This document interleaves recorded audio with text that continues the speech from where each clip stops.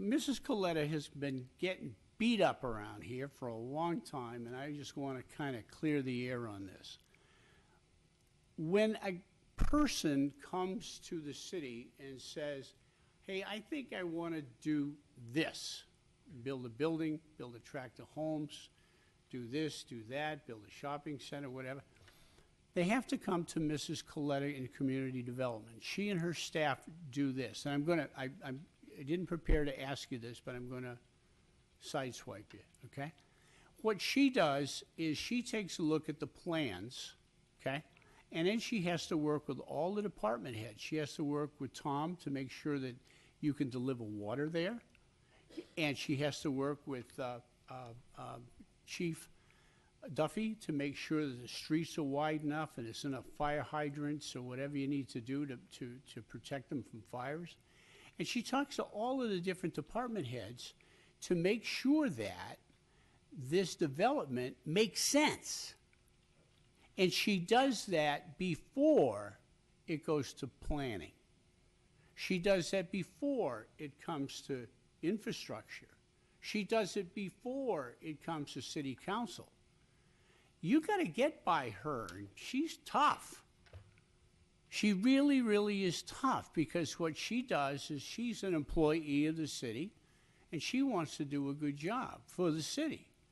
And people come here and criticize her, and quite frankly, she make a few bucks. Yeah, she does. Does she deserve it? My opinion, yeah, she does. Because what she does is she protects the rest of the city from junk projects. Now, what have I missed?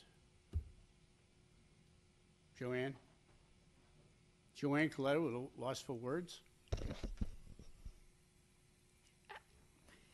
The only thing I can tell you is that the city does do a multi-step review process, and, you know, to single it out and say it's me making these decisions, it's not just me. It actually involves the well-educated and experienced staff that all of us here at the front table have working for us, and they are involved in that development review process from day one, and we take it through the courses and through all of the levels of review that are required. And in most cases, as some of you have seen, they do go through the committee process as well, because there are certain infrastructure requirements that we run into, as well as maybe some special circumstances that we like to discuss with the committee before a developer proceeds forward. So we do a lot to try to get the information out there.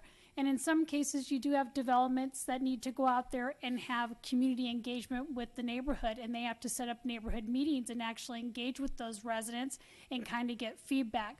So we do a lot to educate the developers on what Corona is, the type of style, the type of quality, the outreach, and we also tell them about what the city council does and what their policies are. So all of that is taken into consideration. But it is a group effort, and it involves every single one of us here at the front of the table. It's not just community development. We need to make sure that there is infrastructure to sustain what we're doing, and we do everything in accordance with all of the master plans and the general plans and everything that's been put forth to this day.